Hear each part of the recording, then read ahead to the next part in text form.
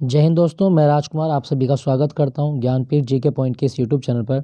दोस्तों आइए शुरू करते हैं एसएससी जीडी एग्जाम एनालिसिस 2023 का जो एग्ज़ाम हुआ 17 तारीख की सेकंड शिफ्ट और थर्ड शिफ्ट में जो क्वेश्चन आए थे उनको देखते हैं कौन से प्रश्न आपसे पूछे गए हैं। तो चलिए बिना देर के शुरू करते हैं आज का ये सेट। कौन कौन से प्रश्न आपसे पूछे गए बिल्कुल पूरी वीडियो देख के जाइएगा ताकि आपको जो भी प्रश्न पूछे गए थे उनको आपको सही रूप से जानने को मिले। और ये क्वेश्चन रिपीट होते हैं काफ़ी, तो देखते हैं कौन कौन से प्रश्न आए थे। कि कृषि उपज का वह भाग जो किसानों द्वारा बाजार में बेचा जाता है उसको क्या कहा जाता है। तो कृषि उपज का वह भाग जो किसानों द्वारा बाजार में बेचा जाता है इसको कहा जाता है विपणित अधिशेष। विपणित अधिशेष दोस्तों इसका मतलब क्या है कि किसान अपनी फसल के दौरान आई लागत को प्राप्त करने के लिए जब अपनी फसल को मार्केट में बेचता है तो इसी को बोलेंगे विपणित अधिशेष। तो ये प्रश्न आपसे पूछा गया था, उसका सही जवाब था विपणित अधिशेष कहलाता है। दोस्तों यहाँ पे एक शब्द लिखा गया है कृषि। क्या आपको पता है कि कृषि कौन सी सूची का विषय है? दोस्तों याद रखिएगा कृषि राज्य सूची का विषय है। कभी क्वेश्चन आए कि कृषि किस सूची का विषय है, राज्य सूची का विषय है। और किसान दिवस कब होता है? भारत में 23 दिसंबर को किसान दिवस मनाया जाता है। राष्ट्रीय किसान दिवस 23 दिसंबर को होता है, आप याद रखिएगा। क्लियर हुआ दोस्तों? तो एक प्रश्न तो ये आपसे पूछा गया था।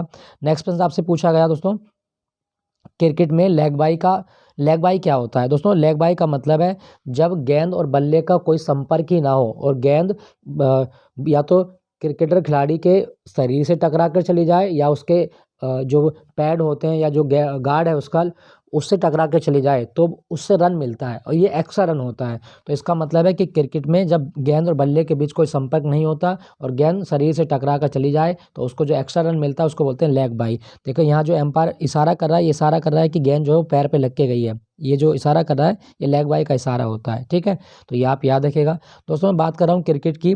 भारत में एक संस्था है जिसका नाम है बीसीसीआई। बीसीसीआई 1928 में बनी थी और ये क्रिकेट को देखती है। भारत में जो भारतीय क्रिकेट कंट्रोल परिषद है बीसीसीआई बोलते हैं इसे, और इसका मुख्यालय कहाँ पर है? मुंबई में। और दोस्तों बीसीसीआई के अध्यक्ष कौन बने? रोजर बिन्नी। रोजर बिन्नी बीसीसीआई के अध्यक्ष बने अभी हाल ही में। ठीक है दोस्तों। दोस्तों आपसे अगर पूछा जाए कि जो क्रिकेट होती है, क्रिकेट में पिच की लंबाई कितनी होती है? तो क्रिकेट में पिच की लंबाई है 22 गज। याद रखना, ये पूछ लेता है एग्जाम में कि क्रिकेट की लंबाई कितनी है। 22 पिच की लंबाई 22 गज होती है। और अगर आपसे पूछे कि बल्ले की लंबाई कितनी होती है, दोस्तों बल्ले की लंबाई होती है 38 इंच। बल्ले की लंबाई 38 इंच होती है, ये भी आप याद रखिएगा, ये क्वेश्चन पूछ लेता है एग्जाम में। और दोस्तों जो क्रिकेट है ना इसके लिए एक संस्था है आपकी आईसीसी। आईसीसी का मुख्यालय दुबई में है, ये भी आप याद रखिएगा। क्लियर। नेक्स्ट प्रश्न क्या पूछा गया आपसे? सितारा देवी का संबंध किस शास्त्रीय नृत्य से है? दोस्तों सितारा देवी का संबंध है कथक से। और कथक एक भारत का शास्त्रीय नृत्य है। इसकी उत्पत्ति कहाँ से हुई? उत्तर प्रदेश से हुई है। कथक की उत्पत्ति कहाँ से हुई दोस्तों? उत्तर प्रदेश से कथक की नृत्य मतलब उत्पत्ति मानी गई है। दोस्तों सितारा देवी को कथक की रानी कहा जाता है। कभी क्वेश्चन आए कि कथक की रानी किसे कहा गया, तो सितारा देवी को कथक की रानी कहा गया। किसने कहा था कथक की रानी? रविंद्रनाथ टैगोर ने इन्हें कथक की रानी कहा था। दोस्तों अब मैं बात करूं कथक के कलाकारों में, तो आपको याद रखना है एक तो पंडित बिरजू महाराज, ये बहुत इंपॉर्टेंट नाम है और बहुत आता है एग्जाम में। पंडित बिरजू महाराज कौन से नृत्य से संबंधित हैं? तो कथक से संबंधित होते हैं, ये भी आप याद रखिएगा। लच्छू महाराज, बिरजू महाराज, ये सारे आपके कथक के हैं, ये आपसे पूछा जाता है। क्लियर। दोस्तों कथक जो है एक ऐसा शास्त्रीय नृत्य है जिसको संरक्षित किया मुस्लिम शासकों द्वारा। तो मुस्लिम परंपरा से पोषित कौन सा शास्त्रीय नृत्य है? दोस्तों मुस्लिम परंपरा से पोषित है आपका कथक, ये भी आप याद रखिएगा। क्लियर। सितारा देवी, कथक। दोस्तों ये तो सितारा देवी, अगर आपसे पूछे गिरिजा देवी का संबंध किससे है? गिरिजा देवी, तो ये क्वेश्चन भी आप याद रखना। गिरिजा देवी ये ठुमरी से संबंधित है। ठुमरी की रानी किसे कहा गया? तो ठुमरी एक गायन शैली होती है, एक सिंगिंग स्टाइल है। तो ठुमरी की रानी किसे कहा जाता है दोस्तों? गिरिजा देवी को ठुमरी की रानी कहा गया है, ये भी आप याद रखिएगा। और एक नाम और आप याद रखें, बेगम अख्तर।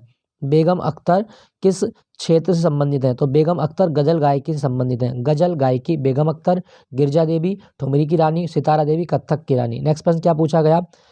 शुंग वंश का संस्थापक कौन था? दोस्तों शुंग वंश का संस्थापक है पुष्यमित्र शुंग। देखो मौर्य वंश का राजा था बृहद्रथ। बृहद्रथ की हत्या करके शुंग वंश की स्थापना की किसने? तो मौर्य वंश का राजा बृहद्रथ की हत्या कर दी किसने? पुष्यमित्र शुंग ने। और उसके बाद में इसने शुंग वंश की स्थापना की थी। तो याद रखना, अंतिम मौर्य वंश का राजा कौन था? तो मौर्य वंश का राजा अंतिम जो है वो है बृहद्रथ। और बृहद्रथ की हत्या किसने की थी? पुष्यमित्र शुंग ने। नेक्स्ट प्रश्न आपसे पूछा गया था, बसवराज बोम्मई किस राज्य के मुख्यमंत्री हैं? दोस्तों बसवराज बोम्मई कर्नाटक के मुख्यमंत्री हैं। कर्नाटक के मुख्यमंत्री बसवराज बोम्मई। दोस्तों कर्नाटक की बात हो रही है तो इसके ना 2-3 मतलब लोक नृत्य हैं जो आपसे पूछता है। यक्षगान कहाँ का लोक नृत्य है? कर्नाटक का। ढोलू कुनीथा बहुत पूछता है एग्जाम में। ढोलू कुनीथा कहाँ का है? तो ढोलू कुनीथा भी आपका कर्नाटक का है। और एक आप याद रखिएगा, बीरागासे। बीरागासे नृत्य कहाँ किया जाता है? कर्नाटक में बीरागासे नृत्य किया जाता है। इसके साथ अम्मम आर्ट। अम्मम आर्ट कहाँ का नृत्य है? तो कर्नाटक का है। भूता कोला। भूता कोला डांस कहाँ किया जाता है? दोस्तों भूता कोला भी कर्नाटक का ही डांस है, ये भी आप याद रखिएगा। ठीक है दोस्तों, कर्नाटक का एक डांस और याद रखना जो आपसे पूछा जाएगा, और वो डांस है आपका बायलता। इसको साफ कर देता हूँ, ये आप याद रखिएगा। यक्षगान, ढोलू कुनीता, बीरागासे, अम्मम आर्ट, भूता कोला। बायलता डांस भी कर्नाटक में किया जाता है। बायलता डांस कहाँ का है? तो कर्नाटक का है। ठीक है दोस्तों। दोस्तों कर्नाटक में एक खेल होता है कंबाला। कंबाला जो कि एक भैंसा दौड़ है, ये कहाँ की जाती है? तो कंबाला भैंसा दौड़ कर्नाटक में की जाती है। कंबाला भैंसा दौड़ कर्नाटक में की जाती है, ये भी आप याद रखिएगा। कर्नाटक का एक त्यौहार और याद रखना, करगा। करगा महोत्सव कहाँ पर होता है? कर्नाटक में करगा महोत्सव होता है। और कर्नाटक में एक महोत्सव और मनाया जाता है, हम्पी। हम्पी महोत्सव कहाँ मनाया जाता है? तो कर्नाटक में ही हम्पी महोत्सव मनाया जाता है। दोस्तों क्या आपको पता है कि कर्नाटक में कौन सा त्यौहार 12 सालों में एक बार होता है? तो आप याद रखिएगा, कर्नाटक का एक त्यौहार है जिसका नाम है महामस्तक अभिषेक। महामस्तक अभिषेक, ये जैन धर्म का त्यौहार है और ये 12 सालों में एक बार होता है। महामस्तक अभिषेक ये 12 सालों में एक बार होता है और जैन धर्म का त्यौहार है। भगवान बाहुबली की पूजा की जाती है, इसमें गोमतेश्वर की पूजा की जाती है, आप याद रखिएगा। दोस्तों कर्नाटक में सबसे ज़्यादा कॉफ़ी होती है, ये भी आप याद रखना कि भारत में सबसे ज़्यादा कॉफ़ी कहाँ होती है? कर्नाटक में। और कर्नाटक में ब्रह्मगिरी की पहाड़ी है। ब्रह्मगिरी की पहाड़ी। दोस्तों ब्रह्मगिरी की पहाड़ी से किस नदी का उद्गम होता है? दोस्तों कर्नाटक में ब्रह्मगिरी की पहाड़ी से एक नदी निकलती है जिसका नाम है कावेरी नदी। तो ये भी आप याद रखना कि कावेरी नदी का उद्गम कौन सी पहाड़ियों से होता है? तो वो है आपका ब्रह्मगिरी की पहाड़ियों से। दोस्तों भारत में चंदन के वन किस राज्य में पाए जाते हैं? या चंदन का पेड़ किस राज्य का राजकीय वृक्ष है? कर्नाटक का है। ठीक है, ये भी आप याद रखिएगा। कर्नाटक की राजधानी बेंगलोर है और बेंगलोर में इसरो का मुख्यालय है। और कर्नाटक में एक शहर आपका मैंगलोर। दोस्तों मैंगलोर जो है, यहाँ पर भारत की तटरक्षक अकादमी बनी है। भारत की तटरक्षक अकादमी पहली बार कहाँ पे बनी? तो बनी आपकी मैंगलोर में, ये भी आप याद रखना। दोस्तों कर्नाटक में एक जगह है कोलार। कोलार ये किसके लिए प्रसिद्ध है? तो कोलार सोने की खानों के लिए प्रसिद्ध है। सोने की खदान है यहाँ पे। कोलार सोने की खदान किस राज्य में है? जवाब होगा कर्नाटक में कोलार सोने की खदान है, ये भी आप याद रखना, पूछ सकता है आपके एग्जाम में। क्लियर है दोस्तों। तो बसवराज बोम्मई कहाँ के मुख्यमंत्री हैं? कर्नाटक के। कर्नाटक का नया साल क्या कहलाता है? उगादी। कर्नाटक का नया साल उगादी कहलाता है। नागरहोल टाइगर रिजर्व भी है कर्नाटक में। नागरहोल टाइगर रिजर्व कहाँ पर है? कर्नाटक में, ये आप याद रखिएगा। नेक्स्ट प्रश्न क्या पूछा गया आपसे दोस्तों, धर्म की स्वतंत्रता का उल्लेख किस अनुच्छेद में है? दोस्तों धर्म की स्वतंत्रता का उल्लेख आता है अनुच्छेद 25 से 28 तक। अनुच्छेद 25 से 28 तक धर्म की स्वतंत्रता का उल्लेख है, ये भी आप याद रखें। दोस्तों मैं बात करूँ जो फंडामेंटल राइट्स हमारे मौलिक अधिकार हैं, तो मौलिक अधिकारों के आर्टिकल आपसे पूछे जाएं तो यहाँ पे लिखे हुए हैं एक स्लाइड पे। तो ये देखें, अनुच्छेद 14 से 18 राइट टू इक्वलिटी, यानी कि समता का अधिकार। सभी व्यक्ति समान हैं, किसी व्यक्ति के धर्म, उसकी जाति, उसके सेक्स के या उसके जन्म स्थान के आधार पर भेदभाव नहीं किया जाएगा, समान लोग हैं। न्याय के मतलब इक्वलिटी बिफोर लॉ की बात इसमें की जाती है, ये भी आप याद रखिएगा। दोस्तों एक चीज़ याद रखिएगा, राइट टू फ्रीडम अनुच्छेद 19 से 22। राइट टू एक्सप्लॉइटेशन मतलब शोषण के विरुद्ध अधिकार, अनुच्छेद 23 से 24। उसके बाद में आपका धर्म की स्वतंत्रता अनुच्छेद 25 से 28, यही पूछा गया था। उसके बाद में सांस्कृतिक और शैक्षिक अधिकार जो अल्पसंख्यकों को दिए गए हैं वो है आपका अनुच्छेद 29 से 30 और अनुच्छेद 32 से 35, संवैधानिक उपचारों का अधिकार। दोस्तों आपको ना 2-3 चीज़ें याद रखनी है जो मैं आपको बता देना चाहता हूँ। और कौन कौन सी चीज़ें आपको याद रखनी है दोस्तों, एक तो आपको याद रखना है कि आर्टिकल 14 क्या कहता है। दोस्तों आर्टिकल 14 कहता है राइट टू इक्वलिटी, यानी कि कानून के समक्ष समानता का अधिकार है, कानून के समान संरक्षण का अधिकार है। तो यानी कि समता का अधिकार कौन से आर्टिकल में आता है? अनुच्छेद 14 में समता का अधिकार दिया गया है, ये भी आप याद रखें। 14 के बाद में आपको याद रखना सबसे इंपॉर्टेंट वो है आपका 17, अस्पृश्यता का अंत किया गया है अनुच्छेद 17 के तहत। अनटचेबिलिटी को अबोलिश किया गया। अनुच्छेद 18, 18 बहुत आता है एग्जाम में, उपाधियों का अंत अनुच्छेद 18 में किया गया है, उपाधियों का अंत अनुच्छेद 18। क्लियर हुआ। 14 समानता का अधिकार या समता का अधिकार, 15 अस्पृश्यता का अंत, 18 उपाधियों का अंत। उसके बाद में आपको याद रखना है दोस्तों, वो है आपका 19, अनुच्छेद 19 में 6 प्रकार की स्वतंत्रताओं का वर्णन है। उसके बाद में आपको याद रखना है अनुच्छेद 21, अनुच्छेद 21 में जीवन का अधिकार दिया गया है, राइट टू प्राइवेसी या राइट टू लाइफ, जीवन का अधिकार अनुच्छेद 21 में है। अनुच्छेद 22 ये दोष मतलब ये है आपका नज़रबंदी के खिलाफ संरक्षण देता है, ये भी आप याद रखिएगा। अनुच्छेद 23 बहुत आता है एग्जाम में। अनुच्छेद 23 कहता है बलात्श्रम बैन है, आप किसी व्यक्ति से जबरदस्ती काम नहीं करा सकते, बलात्श्रम को बंद किया गया है अनुच्छेद 23 के तहत। अनुच्छेद 24 ये बहुत आता है एग्जाम में। अनुच्छेद 24 के तहत आप 14 वर्ष से कम आयु के बच्चों को जोखिम भरे काम में नहीं लगा सकते, अनुच्छेद 24 में ये बात को कहा गया है। अनुच्छेद 29 बहुत आता है एग्जाम में। अनुच्छेद 29 जो माइनॉरिटी हैं, जो अल्पसंख्यक हैं, अल्पसंख्यकों को उनके संरक्षण का अधिकार दिया गया है अल्पसंख्यकों के लिए, अनुच्छेद 29। और आपको याद रखना है अनुच्छेद 32, अनुच्छेद 32 बहुत इंपॉर्टेंट है दोस्तों। अनुच्छेद 32 को अंबेडकर ने संविधान की आत्मा कहा है, संविधान की आत्मा अनुच्छेद 32 को किसने कहा है, अंबेडकर ने कहा है। और संविधान इसे जो मतलब अनुच्छेद 32 है, इसके तहत आप सुप्रीम कोर्ट में रिट दायर कर सकते हो। तो एक सुप्रीम कोर्ट में मौलिक अधिकारों के चलते रिट दायर की जाती है, सुप्रीम कोर्ट में जो रिट दायर होगी वो अनुच्छेद 32 के तहत दायर होती है। याद रखिएगा, ये क्वेश्चन आपके एग्जाम में आता है बहुत। दोस्तों ये तो हो गया क्लियर। अब मैं आपको एक चीज़ और बता देता हूँ, क्या आपको पता है कि कौन से 3 अनुच्छेद हैं जिनको स्वर्णिम त्रिभुज कहा जाता है? दोस्तों कौन से 3 अनुच्छेद हैं जिनको स्वर्णिम त्रिभुज कहा गया? तो अनुच्छेद 14, अनुच्छेद 19 और अनुच्छेद 21। अनुच्छेद 14, अनुच्छेद 19, अनुच्छेद 21 को स्वर्णिम त्रिभुज कहा जाता है। याद रखिएगा, ये गोल्डन ट्रायंगल 3 अनुच्छेदों का है, 14, 19, 21। क्लियर। तो ये आप याद रखें। धर्म की स्वतंत्रता अनुच्छेद 25 से 28 तक दी गई है। नेक्स्ट प्रश्न आपसे पूछा गया था कि दरबार हॉल का उद्घाटन किसके द्वारा किया गया? दोस्तों दरबार हॉल का उद्घाटन किया गया था रामनाथ कोविंद के द्वारा। ये भारत के 14वें राष्ट्रपति थे, 14वें राष्ट्रपति रामनाथ कोविंद। और एक चीज़ याद रखना, इनकी एक किताब थी लोकतंत्र के स्वर, लोकतंत्र के स्वर, ये किसके द्वारा लिखी गई किताब है? तो लोकतंत्र के स्वर जो किताब लिखी थी ये रामनाथ कोविंद ने लिखी थी। नेक्स्ट प्रश्न आपसे पूछा गया आपसे, संयुक्त राष्ट्र संघ दिवस किस तिथि को मनाया जाता है? दोस्तों संयुक्त राष्ट्र संघ की स्थापना हुई थी 24 अक्टूबर 1945 को, 24 अक्टूबर 1945 को इसकी स्थापना हुई, इसीलिए 24 अक्टूबर को दिवस मनाया जाता है संयुक्त राष्ट्र संघ दिवस। दोस्तों अगर आपसे पूछे कि संयुक्त राष्ट्र संघ का मुख्यालय कहाँ पर है? न्यूयॉर्क शहर में। संयुक्त राष्ट्र संघ का मुख्यालय न्यूयॉर्क शहर में, ये भी आप याद रखिएगा। और दोस्तों एक चीज़ मैं आपको बताना चाहता हूँ कि जो संयुक्त राष्ट्र संघ है ना, इसके पहले अध्यक्ष कौन थे, पहले महासचिव कौन थे? त्रिवेगली, नॉर्वे के पीएम थे त्रिवेगली, ये संयुक्त राष्ट्र संघ के पहले महासचिव थे। दोस्तों संयुक्त राष्ट्र संघ को 2001 में शांति का नोबेल भी दिया गया था, 2001 में शांति का नोबेल संयुक्त राष्ट्र संघ को मिला, ये भी आप याद रखिएगा। क्वेश्चन आता है, पूछ लेता है आपके एग्जाम में।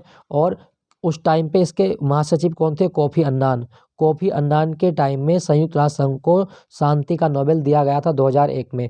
दोस्तों क्या आपको पता है कि यूएनओ की कितनी भाषाएं हैं? तो हाँ 6 भाषाएं, याद रखिएगा।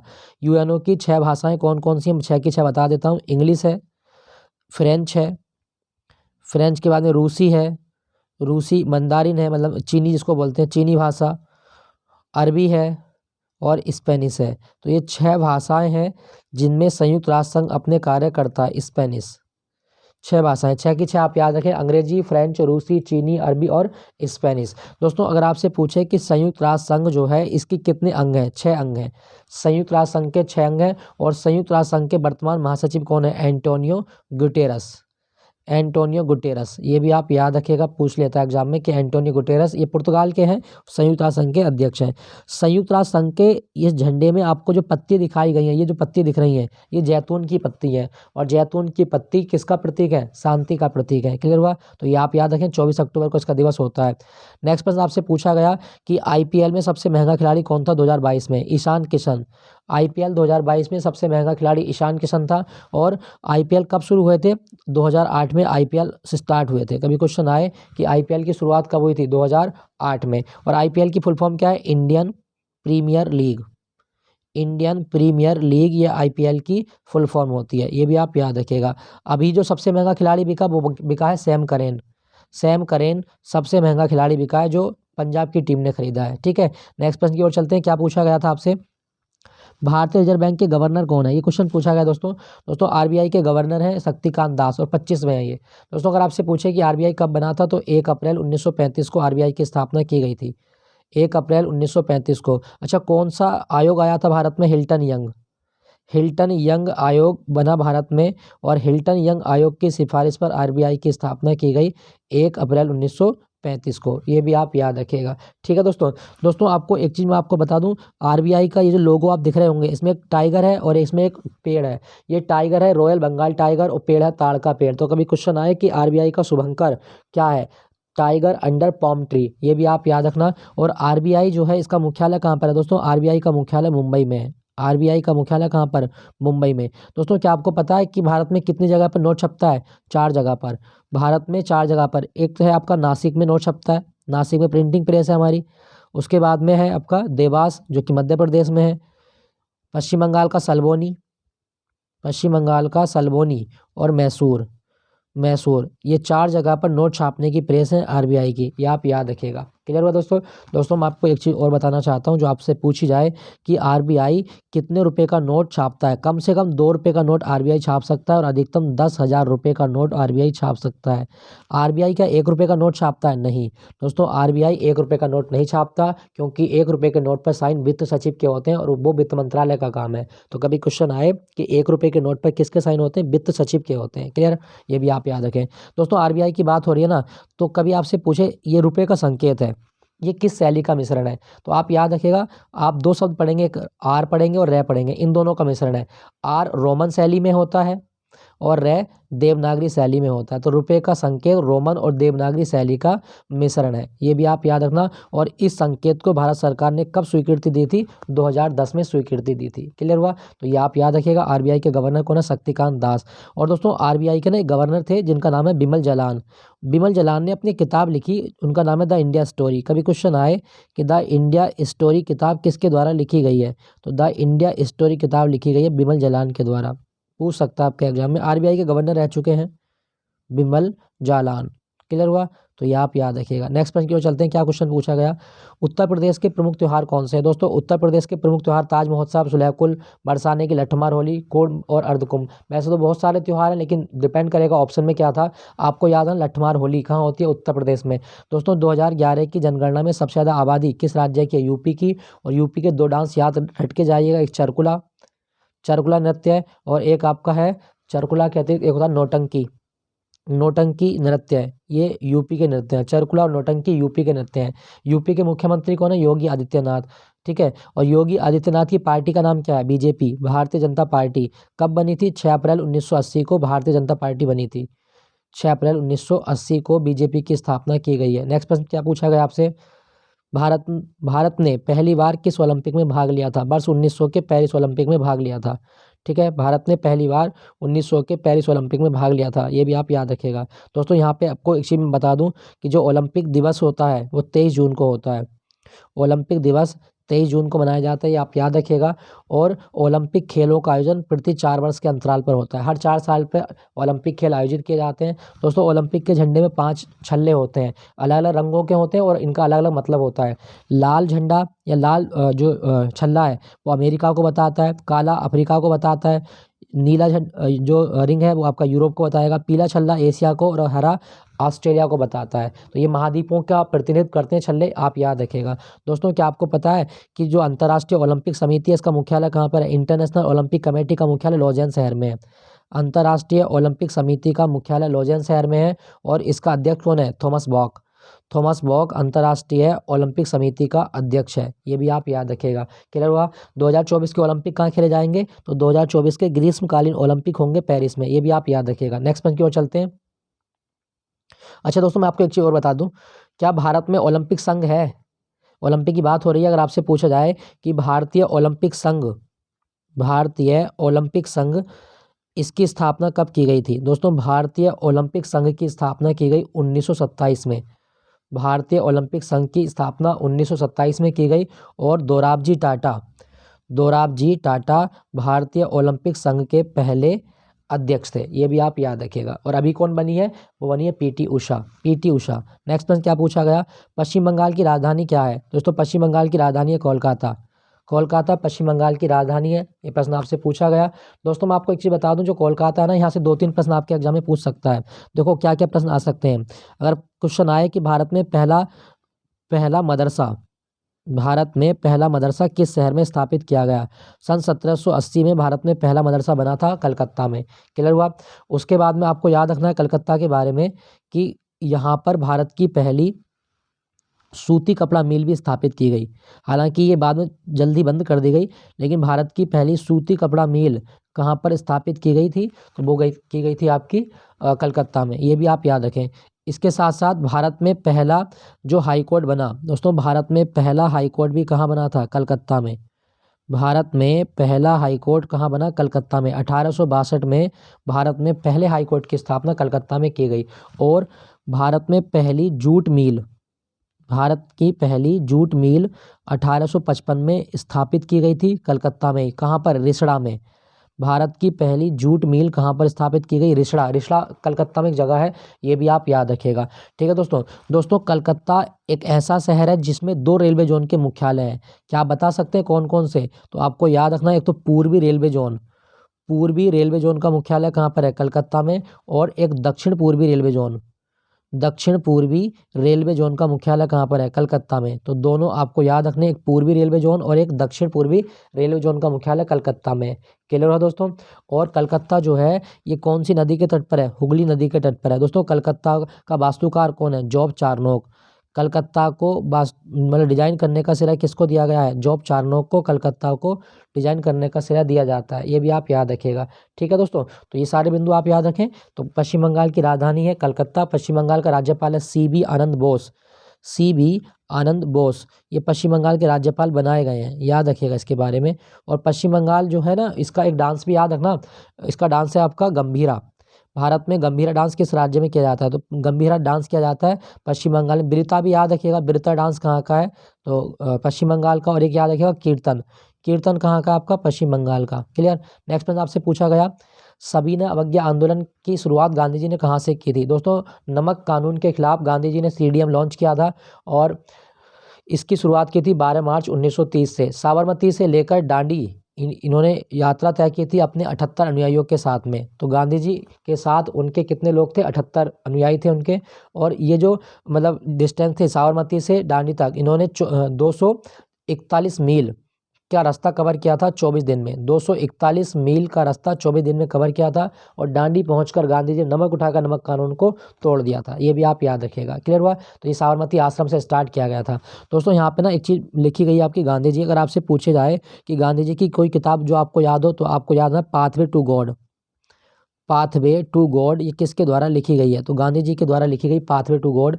और एक आपको और याद रखनी है, वो है आपकी माई एक्सपेरिमेंट विद ट्रुथ।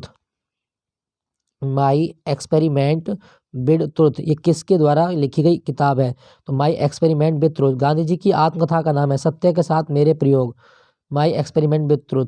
और आपको याद है हिंद स्वराज जो है ये किसने शुरू किया है, तो हिंद स्वराज भी गांधी जी के द्वारा शुरू किया गया था। ठीक है दोस्तों क्या आपको पता है कि गांधी जी ने कांग्रेस के कौन से अधिवेशन की अध्यक्षता की थी, तो 1924 में बेलगाम अधिवेशन हुआ था। 1924 में बेलगांव अधिवेशन की अध्यक्षता करी थी गांधी जी ने, और ये कर्नाटक में हुआ था। ये भी आप याद रखिएगा। दोस्तों गांधी जी के बारे में एक क्वेश्चन ये पूछा जाएगा कि गांधी जी अर्धनग्न कहाँ पर हुए थे, मदुरई में। गांधी जी ने अपने शरीर पर कपड़े त्याग दिए थे, कहाँ पर, मदुरई शहर में त्याग दिए थे। और गांधी जी सबसे ज़्यादा किस लेखक की किताबों से प्रभावित हुए, लियो टॉल्स्टॉय की किताबों से गांधी जी को सबसे ज़्यादा जो प्रभावशीलता मिली थी। ये भी आप याद रखिएगा। ठीक है दोस्तों। और गांधी जी जो है इनका जन्म हुआ था पोरबंदर में, गुजरात के पोरबंदर में गांधी जी का जन्म हुआ 2 अक्टूबर 1869 को। ये भी आप याद रखिएगा। ठीक है, ये आपसे पूछा जाता है। दोस्तों अगर आपसे पूछा जाए कि भारत का मैनचेस्टर किसे कहा गया, भारत का मैनचेस्टर कहा गया है अहमदाबाद को। ये भी आप याद रखना, भारत का मैनचेस्टर अहमदाबाद। दोस्तों अहमदाबाद में एक स्टेडियम आप रट के जाना, नरेंद्र मोदी स्टेडियम। भारत में नरेंद्र मोदी स्टेडियम कहाँ पर है, तो अहमदाबाद में नरेंद्र मोदी स्टेडियम है जो बनाया गया है। ये भी आप याद रखें। तो गांधी जी ने सविनय अवज्ञा आंदोलन की शुरुआत 12 मार्च 1930 को की थी। ये भी आप याद रखिएगा। नेक्स्ट प्रश्न, भारत में ताजे पानी का प्रतिशत कितना है, तो ऐसा कोई क्वेश्चन था दोस्तों, मैं बता दूं आपको। तो भारत का क्षेत्रफल दुनिया मतलब कितना है, भारत का क्षेत्रफल है 32,87,263 वर्ग किलोमीटर। 32,87,263 वर्ग किलोमीटर ये भारत का एरिया है। और ये दुनिया के कुल एरिया का कितना है? 2.4% है। मतलब दुनिया का एरिया का 100% है तो भारत में 2.4% है उसका। अब भारत में जल संसाधनों का 1/25 भाग है, तो वो डिपेंड करेगा कि आपके ऑप्शन क्या रहे होंगे उस टाइम पे। 1/25 भाग। और यहाँ पे आपको एक चीज़ याद रखनी है कि भारत में दुनिया की कितनी आबादी रहती है, तो 17.5% आबादी भारत में रहती है। ये आप याद रखिएगा, पूछा जा सकता है। दोस्तों क्या आपको पता है कि भारत का क्षेत्रफल के अनुसार कौन सा स्थान है दुनिया में? 7वां। भारत क्षेत्रफल के अनुसार दुनिया का 7वां बड़ा देश है। और अभी जनसंख्या के मामले में हम नंबर 1 पे आ चुके हैं। अभी जो 2022 का जनसंख्या दिवस था उस पे आंकड़ों के अनुसार भारत नंबर 1 पे आ चुका है जनसंख्या के मामले में। आप याद रखिएगा, पूछ सकता है। नेक्स्ट प्रश्न क्या पूछा गया था? आजमगढ़ लोकसभा उपचुनाव आजमगढ़ के लोकसभा उपचुनाव में चुनाव किसने जीता है? ये हमें बताना है दोस्तों। तो दोस्तों ये जीता था निहरुआ ने। दिनेश लाल यादव ने लोकसभा जो उपचुनाव हुआ आजमगढ़ में, उन्होंने जीता। आजमगढ़ कहाँ पर है? उत्तर प्रदेश में है। ये भी आप याद रखिएगा। दोस्तों अगर क्वेश्चन कभी आए कि लोकसभा के पहले स्पीकर कौन थे? जीबी मावलंकर। लोकसभा के पहले जो स्पीकर हैं वो है जीबी मावलंकर। और जीबी मावलंकर जो है इन्हें लोकसभा का जनक कहा जाता है। लोकसभा हमारी संसद का निम्न सदन है। निम्न सदन, आम लोगों का सदन, ये लोकसभा को कहा जाता है। नेक्स्ट प्रश्न क्या पूछा गया? प्रति व्यक्ति आय का दूसरा नाम क्या है? दोस्तों प्रति व्यक्ति आय को हम बोलते हैं औसत आय। प्रति व्यक्ति आय को औसत आय भी कहा जाता है। कैसे निकालते हैं इसको हम? दोस्तों दूसरी स्लाइड पे देख सकते हैं इसको। प्रति व्यक्ति आय निकालने का फॉर्मूला ये है कि आप कुल जितनी आपकी आय है उसको आप टोटल जनसंख्या से डिवाइड कर दें। जैसे मान लीजिए आपकी कुल आय है 1,000 रुपये और आपकी जो जनसंख्या है वो 50 है, तो आप इसको डिवाइड करके कितना आएगा? तो आप मतलब 20 आएगा, तो आपकी जो मतलब आय बनेगी वो 20 रुपये बनेगी। इस तरह से आप याद रखिएगा कि औसत आय जो है वो प्रति व्यक्ति आय को ही कहा जाता है। कैसे निकालेंगे? कुल आय बटे कुल जनसंख्या, ये औसत आय होती है। दोस्तों अगर आपसे पूछा जाए कि भारत में राष्ट्रीय आय की गणना कौन करता है, भारत में राष्ट्रीय आय की गणना कौन करता है, तो आप याद रखिएगा केंद्रीय सांख्यिकी कार्यालय। केंद्रीय सांख्यिकी कार्यालय भारत में राष्ट्रीय आय की गणना करता है, तो ये आप याद रखना। और भारत में सबसे पहली बार राष्ट्रीय आय की गणना किसने की थी? दादा भाई नेहरूजी ने। दादा भाई नेहरूजी के द्वारा सबसे पहली बार राष्ट्रीय आय की गणना की गई थी। ये भी आप याद रखें। एक क्वेश्चन पूछा गया था आपसे। नेक्स्ट प्रश्न पूछा गया आपसे, निम्नलिखित में से पद्मश्री अवार्ड से सम्मानित किस प्रसिद्ध कथकली नृत्यांगना का निधन हो गया है? तो 2019 में साल्विनी को पद्मश्री मिला था कथकली के लिए, इनका निधन हो गया। दोस्तों मैं बात करूं कथकली कहाँ का नृत्य है, तो केरल का। कथकली नृत्य कहाँ का है? तो केरल का नृत्य है। तो केरल के और 2-3 नृत्य आपको रट के जाने। एक तो आपको याद रखना है थुलाल। दोस्तों थुलाल केरल का नृत्य है और इसे गरीबों की कथकली कहा जाता है। गरीबों की कथकली किसे कहा गया? तो थुलाल नृत्य को गरीबों की कथकली कहा जाता है। ये भी आप याद रखें। थय्यम बहुत आता है एग्जाम में कि थय्यम कहाँ का डांस है? केरल का। आपसे पूछेगा मुड़ियट्टू। मुड़ियट्टू कहाँ का डांस है? तो केरल का डांस है मुड़ियट्टू। और दोस्तों मुड़ियट्टू एक ऐसा डांस है जो यूनेस्को की सूची में शामिल है।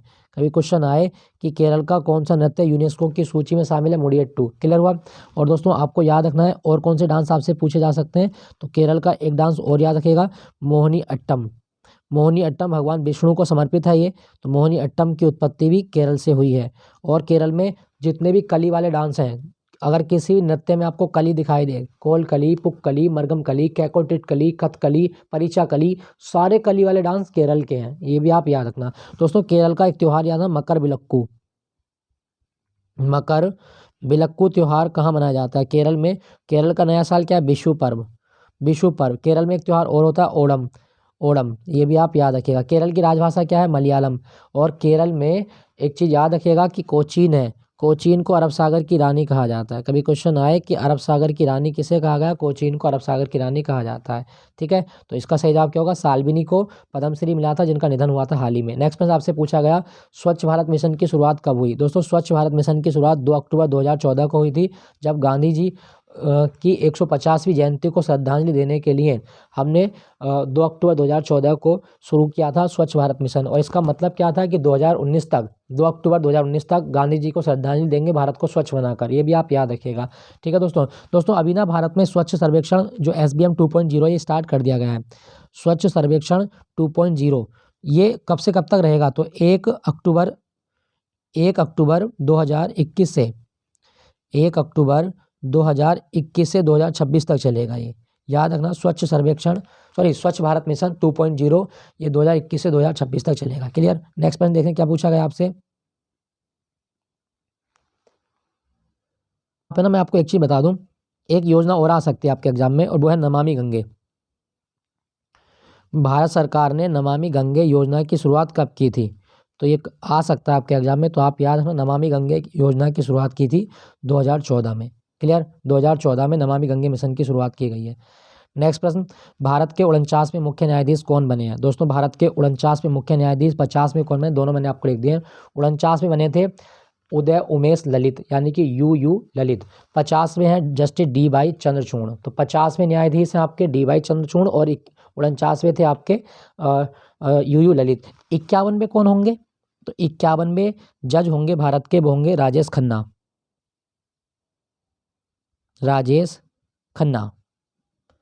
राजेश खन्ना 51वें जज बनेंगे। दोस्तों मैं बात कर लूँ, थोड़ी बात करें हम जजों के, लेकिन उससे पहले हम बात करें सुप्रीम कोर्ट की। तो सुप्रीम कोर्ट की स्थापना, या आपसे पूछा जाए कि सुप्रीम कोर्ट का गठन, दोस्तों वर्तमान में जो भारत का सुप्रीम कोर्ट है ये कब बना था, तो दोस्तों 28 जनवरी 1950 को सुप्रीम कोर्ट की स्थापना कर दी गई। 28 जनवरी 1950 को भारतीय संविधान का आर्टिकल 124 के तहत सुप्रीम कोर्ट का गठन किया गया है। तो पहला क्वेश्चन तो आप यही आपसे पूछेगा कि सुप्रीम कोर्ट का गठन कौन से आर्टिकल में किया गया, अनुच्छेद 124 के तहत किया गया है। क्लियर हुआ दोस्तों।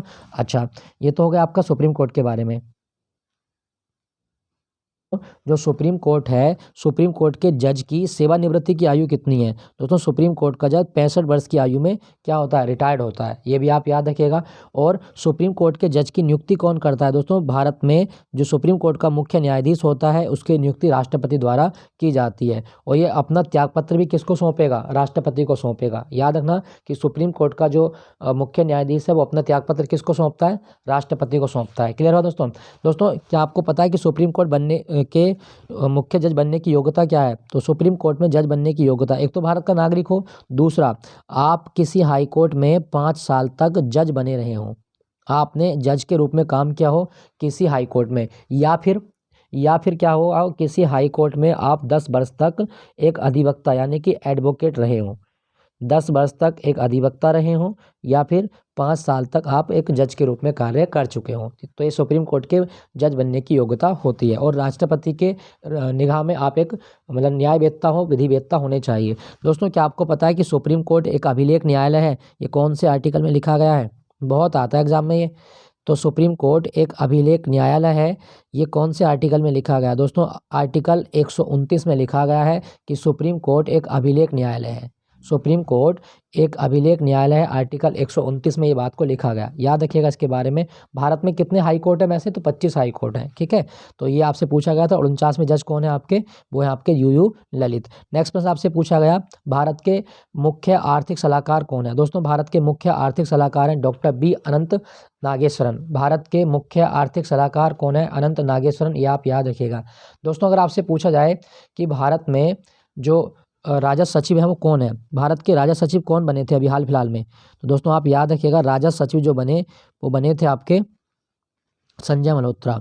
भारत के राजस्व सचिव बने हैं संजय मल्होत्रा, ये आप रट के जाना, आपसे पूछा जा सकता है। संजय मल्होत्रा भारत के राजस्व सचिव हैं। और आपसे एक क्वेश्चन और पूछा जा सकता है, और वो क्वेश्चन पूछेगा कि भारत का प्रधान वैज्ञानिक सलाहकार कौन है। मोदी जी का प्रधान वैज्ञानिक सलाहकार कौन बना है, तो दोस्तों इनका नाम क्या है, प्रधानमंत्री का जो वैज्ञानिक सलाहकार है वो है अजय कुमार सूद। अजय कुमार सूद ये वैज्ञानिक सलाहकार बनाए गए हैं प्रधानमंत्री मोदी के, याद रखिएगा इसके बारे में। नेक्स्ट प्रश्न की ओर चलते हैं। आपसे क्वेश्चन पूछा गया 8वीं पंचवर्षीय योजना के दौरान भारत के प्रधानमंत्री कौन थे। दोस्तों 8वीं पंचवर्षीय योजना 1992 से 1997 के बीच संचालित की गई, और इस दौरान पीवी नरसिम्हा राव की सरकार थी। ठीक है दोस्तों ये जो 8वीं पंचवर्षीय योजना है ना, इसमें सबसे इम्पोर्टेंट बात ये थी कि हमने औद्योगिक क्षेत्रों का आधुनिकीकरण किया था। कभी क्वेश्चन आए कि उद्योगों का आधुनिकीकरण किस पंचवर्षीय योजना में किया गया? तो 8वीं पंचवर्षीय योजना में उद्योगों का आधुनिकीकरण किया गया है, ये भी आप याद रखें। और इस पंचवर्षीय योजना में हमने कितनी वृद्धि दर हासिल की थी? 6.8। हमारा लक्ष्य कितना था? हमारा लक्ष्य था आपका 5.6, लेकिन हमने प्राप्त कितनी की? 6.8। और दोस्तों 8वीं पंचवर्षीय योजना में मानव मानव विकास पर बल दिया गया, मानव संसाधन के विकास पर बल दिया गया था, ये आप याद रखना कि मानव संसाधन के विकास पर कौन सी पंचवर्षीय योजना बल देती है? तो मानव संसाधन के विकास पर 8वीं पंचवर्षीय योजना बल देती है। ठीक है दोस्तों, ये आप याद रखिएगा। दोस्तों चलो एक क्वेश्चन बताना है कि कौन सी पंचवर्षीय योजना थी जो 4 साल चली थी? 4 साल चलने वाली पंचवर्षीय योजना कौन सी थी? कमेंट में लिख के बताइएगा। तो पीवी नरसिम्हा राव की सरकार थी 8वीं पंचवर्षीय योजना में, और इस दौरान भारत के वित्त मंत्री कौन थे? मनमोहन सिंह। नेक्स्ट प्रश्न आपसे पूछा गया, थांगटा किस राज्य की युद्ध नृत्य कला है? दोस्तों थांगटा मणिपुर की युद्ध नृत्य कला है। ठीक है दोस्तों। दोस्तों मणिपुर के ना 2-3 मतलब और नृत्य पूछ सकता है। एक पूछेगा जगोई, जगोई कहाँ का नृत्य है? तो मणिपुर का नृत्य है जगोई। एक आपको याद रखना है, मणिपुर का नृत्य है लाई हरोबा। लाई हरोबा एक त्यौहार होता है और ये डांस होता है यहाँ पे। तो लाई हरोबा कहाँ होता है? मणिपुर में। मणिपुर का एक और याद रखिएगा, पुंग चोलोम। पुंग चोलोम कहाँ का नृत्य है? दोस्तों पुंग चोलोम मणिपुर का नृत्य है, ये भी आप याद रखना, पुंग चोलोम मणिपुर का नृत्य है। और आपको क्या याद रखना है मणिपुर के बारे में? दोस्तों मणिपुर का एक त्यौहार बड़ा फेमस है जो आपके एग्जाम में आता है, संगई महोत्सव। संगई महोत्सव कहाँ मनाया जाता है? संगई महोत्सव मनाया जाता है मणिपुर में, मणिपुर में। और मणिपुर कब बना था? 21 जनवरी 1972 को बना था मणिपुर। मणिपुर में एक कैबुल लामजाओ नेशनल पार्क भी है और एक आपकी झील है लोकटक झील, और लोकटक झील पर फुमड़ी मिलते हैं, फुमड़ी घास के मैदान मणिपुर में होते हैं। नेक्स्ट प्रश्न आपसे क्या पूछा गया? नेक्स्ट में पूछा गया नौचंदी मेला कहाँ लगता है? दोस्तों नौचंदी मेला लगता है मेरठ में, मेरठ उत्तर प्रदेश में है। और दोस्तों अगर आपसे पूछा जाए कि 10 मई 1857 को जो क्रांति शुरू हुई थी वो किस शहर से शुरू हुई थी? मेरठ से शुरू हुई थी। तो यूपी में नौचंदी मेला लगता है। नेक्स्ट प्रश्न है आपका, मौलिक अधिकार की अवधारणा किस देश से ली गई है? दोस्तों मौलिक अधिकार लिए हैं हमने अमेरिका से, मौलिक अधिकार अमेरिका से। संविधान में भाग 3 अनुच्छेद 12 से 35 तक में मौलिक अधिकारों का उल्लेख है, मौलिक अधिकारों का उल्लेख है। कितने मौलिक अधिकार हैं वर्तमान में? 6, लेकिन मूलतः कितने थे? 7। फिर क्या हुआ दोस्तों, हमने 6 कैसे हो गए, 7 कैसे थे? तो वो मूलतः थे आपके 7, 6 कैसे हो गए? तो हमने 44 में संविधान संशोधन किया था, मोरारजी देसाई की सरकार थी उस टाइम पे। तो मोरारजी देसाई की सरकार ने 44 में संविधान संशोधन किया, और हमने जो संपत्ति का अधिकार था, संपत्ति के अधिकार को मौलिक अधिकार की श्रेणी से हटा दिया, और संपत्ति के अधिकार को हमने किस में रख दिया? अनुच्छेद 300A में रख दिया, और ये कानूनी अधिकार बना दिया गया है। तो संपत्ति का अधिकार एक कानूनी अधिकार है, ये आप याद रखिएगा। 44 में संविधान संशोधन के द्वारा प्रावधान किया गया, और मौलिक अधिकार हमने कहाँ से लिए? अमेरिका से लिए हैं। दोस्तों क्या आपको पता है कि मौलिक अधिकारों की सुरक्षा की गारंटी कौन लेता है? Supreme court. भारत की न्यायपालिका मौलिक अधिकारों की सुरक्षा की गारंटी लेता है, याद रखना। और आपको याद रखना, यदि किसी व्यक्ति के मौलिक अधिकार छीने जाते हैं तो आप सुप्रीम कोर्ट में जा सकते हैं आर्टिकल 32 के तहत। आर्टिकल 32 के तहत मौलिक अधिकारों के हनन के मामले उठाए जा सकते हैं, और अनुच्छेद 226 के तहत आप हाई कोर्ट में अपनी रिट फाइल कर सकते हो मौलिक अधिकारों के हनन के मामले में। दोनों बिंदु आप याद रखिएगा, मौलिक अधिकार बहुत इंपॉर्टेंट है, पूछा जाता है। भाग 3 को भारतीय संविधान का मैग्ना कार्टा भी कहा जाता है, ये भी आप याद रखिएगा। नेक्स्ट आपका, जतिन गोस्वामी का संबंध किस शास्त्रीय नृत्य से है? दोस्तों जतिन गोस्वामी सतरिया करते हैं, और सतरिया असम का नृत्य है, ये भी आप याद रखना। दोस्तों अगर आपसे पूछा जाए कि सतरिया को किसने शुरू किया था? एक वैष्णव संत थे जिनका नाम था शंकर देव, शंकर देव ने सतरिया को शुरू किया था, ये भी आप याद रखिएगा। सतरिया के और कौन कौन से मतलब कलाकार आपको याद रखने हैं? तो आपको 3 याद रखने हैं। एक आपको शंकर देव हो गए, एक याद रखिएगा टंकेश्वर हजारिका। टंकेश्वर हजारिका कौन सा नृत्य करते हैं? दोस्तों टंकेश्वर हजारिका करते हैं सतरिया। एक आपको याद ना, घनकांत बोरा, ये बहुत आता है दोस्तों, घनकांत बोरा से क्वेश्चन कई बार मैंने एग्जाम में देखा है। तो घनकांत बोरा का संबंध भी सतरिया से है। ठीक है, बाकी प्रदीप चलिहा भी है, प्रदीप चलिहा भी सतरिया करता है। दोस्तों क्या अगर आपसे पूछा जाए कि सतरिया को क्लासिकल यानी कि शास्त्रीय नृत्य का दर्जा कब मिला था? सन 2000 में सतरिया को शास्त्रीय नृत्य का दर्जा दिया गया था। संगीत नाटक अकादमी ने शास्त्रीय नृत्य का दर्जा सन 2000 में दिया था सतरिया को, याद रखना, पूछ सकता है आपके एग्जाम में। क्लियर हुआ दोस्तों? अच्छा यहाँ पे ना असम की बात हो रही है, तो असम का एक डांस याद रखना, झूमुर। दोस्तों झूमुर डांस महिलाओं द्वारा किया जाता है, जो महिलाएं चाय के बागानों में कार्य करती हैं। तो चाय के बागानों में काम करने वाली महिलाएं झूमुर नृत्य करती हैं। और असम का एक डांस और याद रखना, बुगुरुम्बा। बुगुरुम्बा डांस कहाँ होता है? तो असम में। ये क्वेश्चन भी आपके एग्जाम में पूछा गया था, ये आप याद रखिएगा। नेक्स्ट आपका ऑक्टोपस किस संघ का जीव है? दोस्तों ऑक्टोपस मोलस्क में आता है और ऑक्टोपस को डेविल फिश भी कहा जाता है। कभी क्वेश्चन आए कि डेविल फिश किससे कहा गया? ऑक्टोपस को डेविल फिश कहा जाता है। नेक्स्ट प्रश्न आपसे पूछा गया था, राष्ट्रपति पद के लिए न्यूनतम आयु कितनी होनी चाहिए? दोस्तों राष्ट्रपति पद के लिए न्यूनतम आयु 35 वर्ष होनी चाहिए। ठीक है दोस्तों। और अगर आपसे पूछे कि राष्ट्रपति के लिए और क्या योग्यता है, तो आपको योग्यता याद रखनी है कि उसको लोकसभा का सदस्य निर्वाचित होने की योग्यता होनी चाहिए। लोकसभा सदस्य निर्वाचित होने की योग्यता रखने वाला व्यक्ति राष्ट्रपति बन सकता है। दोस्तों अभी जो राष्ट्रपति हैं वह द्रौपदी मुर्मू, और द्रौपदी मुर्मू भारत की पहली आदिवासी राष्ट्रपति हैं, द्रौपदी मुर्मू। और इनका जन्म उड़ीसा में हुआ था। कौन से जिले में? मयूरभंज में। मयूरभंज में ये जन्म हुआ था। और इनकी जनजाति है संथाल, संथाल जनजाति है, ये भी आप याद रखिएगा। किसको हराया था इन्होंने? जसवंत सिन्हा को हराया था। नेक्स्ट प्रश्न क्या पूछा गया आपसे, सर्वाधिक विद्युत चालकता किस धातु की होती है? दोस्तों सर्वाधिक विद्युत चालकता होती है चांदी की। चांदी का संकेत याद रखना Ag, और इसका परमाणु क्रमांक होता है 47, ये भी आप याद रखें। नेक्स्ट प्रश्न आपसे पूछा गया, मोहन बागान क्लब की स्थापना कब की गई? दोस्तों मोहन बागान क्लब की स्थापना 15 अगस्त 1889 को की गई। मोहन बागान एक फुटबॉल का क्लब है, कलकत्ता में है ये। मोहन बागान फुटबॉल का क्लब है कलकत्ता में। दोस्तों क्या आपको पता है कि फुटबॉल के मैच की अवधि कितनी होती है? 90 मिनट। और एक्स्ट्रा टाइम कितना होता है इसमें? 30 मिनट। एक्स्ट्रा टाइम 30 मिनट और मैच खेल की अवधि 90 मिनट। तो मोहन बागान क्लब की स्थापना 15 अगस्त 1889 को की गई। और अभी जो फीफा वर्ल्ड कप हुआ इसका शुभंकर क्या था? लाइव। फीफा वर्ल्ड कप का शुभंकर है लाइव, याद रखिएगा इसके बारे में। नेक्स्ट प्रश्न आपसे पूछा गया था, ओलंपिक में सबसे पहले मसाल की शुरुआत कब हुई? दोस्तों ओलंपिक में मसाल की शुरुआत हुई थी 1936 में बर्लिन ओलंपिक में, याद रखिएगा। दोस्तों अगर आपसे पूछे कि जो ओलंपिक है, ओलंपिक का आदर्श वाक्य क्या है? दोस्तों ओलंपिक का आदर्श वाक्य लिख देता हूँ आपको। कभी आपसे पूछे सीटीएस, अल्टियस, सीटीएस, अल्टियस और फोर्टियस, सीटीएस, अल्टियस और फोर्टियस, तो ये ओलंपिक का आदर्श वाक्य है। दोस्तों सीटीएस का मतलब क्या होता है? सीटीएस का मतलब है तेज, तेज। अल्टियस का मतलब है ऊंचा, ऊंचा। और फोर्टियस का मतलब है बलवान, तेज, ऊंचा, बलवान। ये ओलंपिक का आदर्श वाक्य है, तो ये आप याद रखिएगा, पूछ सकता है आपके एग्जाम में। सीटीएस, अल्टियस, फोर्टियस, ये ओलंपिक का आदर्श वाक्य है। क्लियर। नेक्स्ट प्रश्न की ओर थे प्रश्न जो 17 तारीख की पहली शिफ्ट और सॉरी पहली नहीं, दूसरी और तीसरी शिफ्ट में पूछे गए। तो सेकंड और थर्ड शिफ्ट का एनालिसिस था ये आपका। और जो भी एक्स्ट्रा फैक्ट मैंने आपको बताए हैं, आपको उनसे बहुत हेल्प मिलेगी। और जल्दी मिलूंगा आपको चौथे शिफ्ट के एनालिसिस के साथ में। अगर चैनल को सब्सक्राइब नहीं किया हो तो सब्सक्राइब कर लीजिएगा। Thank you for watching Gyanpeeth ji के पॉइंट।